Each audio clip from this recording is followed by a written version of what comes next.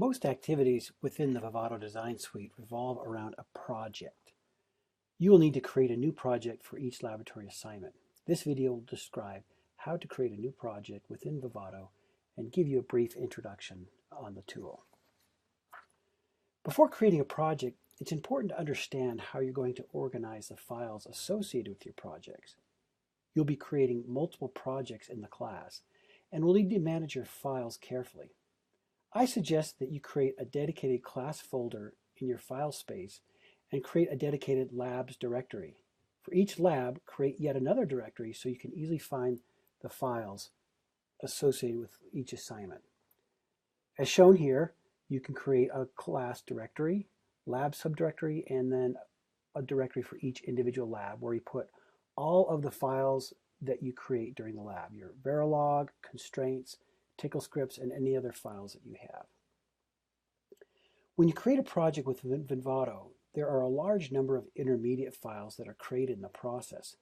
These files take a very large amount of disk space, often several hundred megabytes, and it is helpful to separate these files from your design files so that you can manage these files more easily. I recommend that you create a subdirectory underneath your lab directory that contains all of your project files. By separating your design files from the project files, you can easily clean up your project without accidentally deleting your files. As shown here in this example, a PROG or proj subdirectory is created within Lab 3 that places all the intermediate files generated by the tools, your configuration bit streams. And because these are intermediate files that can be regenerated, they can be easily deleted without any problems to your loss of files. When you first open up the Vivado software, you'll be brought to this screen. This is what we call non-project mode because at this point we haven't actually opened up a project yet in Vivado. In this class you'll be creating a new project for every lab that you do, and in this video we'll walk through how you create a new project and a little bit about the Vivado software. Once you've created a project, if you want to continue working on it, you'll often find it listed in the recent projects, and that's the quickest way to open up a project that you've already created. Otherwise, you can always manually go open project and browse to the location. For now, we're going to walk through creating a new project.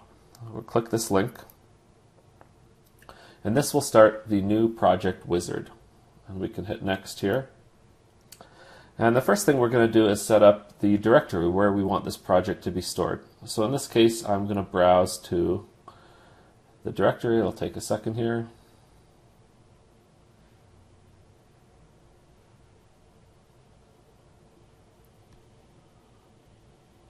Any minute.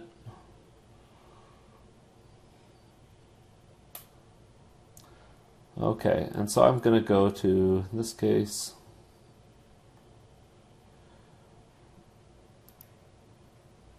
to my documents, to ECEN220, and I've created a labs folder and lab 3.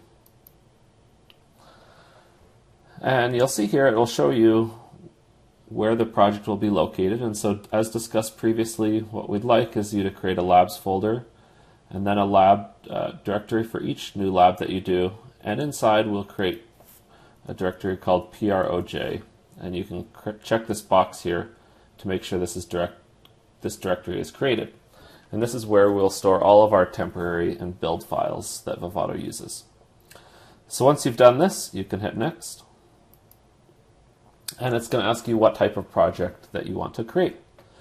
For all the projects in this class, we will be using an RTL project. Next, Vivado is going to ask us what source files that we want to add to our project. So these will be system Verilog files. We're not going to add any files to the project now. We're going to create a project without files and add them later. And now it'll ask to add constraints, and the same thing, we'll add these later. And finally, we have to choose what FPGA part that we want to target with this project. Every project in Vivado has to have an FPGA part chosen. And so there's actually quite a few parts listed here, and so it's really too hard to scroll through and find the one. What you want to do is type in the search box the part that we want, and you can find this on the web page on creating a new project. but the part that is on the Nexus 4 video, or the Nexus 4 DDR boards that we're using in the class, is XC7A100T CSG324-1. And so it's kind of a long and cryptic string, but what it really means is that this part is a Xilinx part. It's a 7 series family, and it's an Artix 100T part. The package is a CSG package with 324 pins, and the speed grade is 1. So now that we've entered this in the search box, it will filter it down to the one we want. We can select it and hit next. At this point, it will summarize our new project for us, and we can hit finish. The project will be created and it will be opened. After you've created your Vivado project, you should come back to this web page that talks about creating a new Vivado project on the wiki. And in this section there are a set of commands, and we're going to copy these, return to Vivado, and paste these in the Tickle console. And hit enter to run them. And what this is going to do is going to add some extra settings to your project to essentially watch out for certain warnings and to make sure and report them as errors. This is because of what the types of designs we're making in this class. We want to make sure that if we see these types of warnings that you're notified right away and that the build process doesn't continue. So you want to make sure to paste in these commands for every project that you create, and that will save you a lot of debugging headache later on. Now that we have the project open, we are working in the project mode of Vivado, which is where you'll spend most of your time. And so I'm going to walk through a little bit about the Vivado tool and how it's laid out. The first thing you should look at is this left-hand pane here called the Flow Navigator. And so the Flow Navigator manages the process of converting your source files, your system Verilog files, into a bitstream file that we can use to configure our circuit on the FPGA. And so the different menus here actually represent the different steps that we have to take in converting our source files into a bit file. And so you'll see here, the first one is the project manager, where we can manage settings, and then the IP integrator, which we won't be using in this class.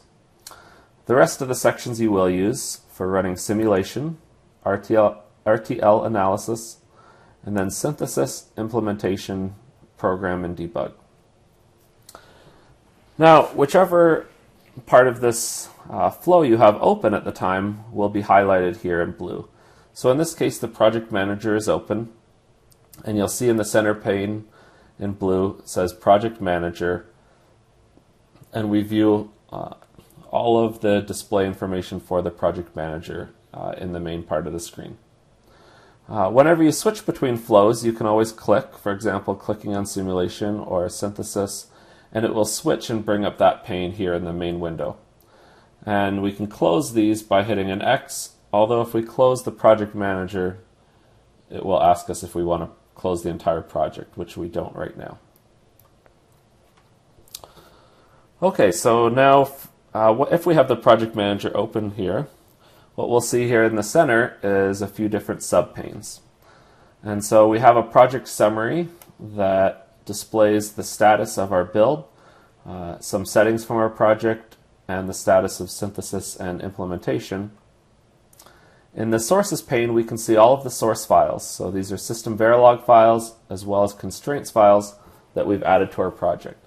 And so we haven't added any yet, but once we go ahead and add them, they'll show up here in this list. Down below is properties, and so if we end up selecting a source here, you'll see the properties in this pane. And down below, we have another pane at the bottom with multiple tabs, and I'll walk through those.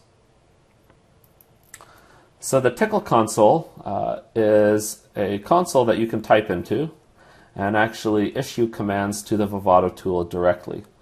And Tickle is a programming language, and so the commands that we issue here are done using the Tickle programming language.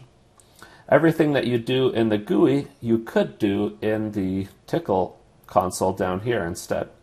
And so you'll see actually a history of what's happened so far. We started up the GUI, and then we used the wizard to create a project at this directory with this part. And so as you issue new commands through the GUI, you'll see the commands being reflected in the console. And if you're interested, you can actually do everything from the console without using the GUI, if you like. The next tab here, you see messages. And so when you run through simulation and synthesis and implementation that we'll talk about in later videos, you'll see error and warning messages show up in the Messages tab. A log contains a full log output of the step that you're running, synthesis, implementation, or simulation. And if you run any reports that we probably won't be doing in this class, they can be found here. And as you're actually running through the different phases of the build process, it will show you the status in the Design Runs tab. That's it for this video.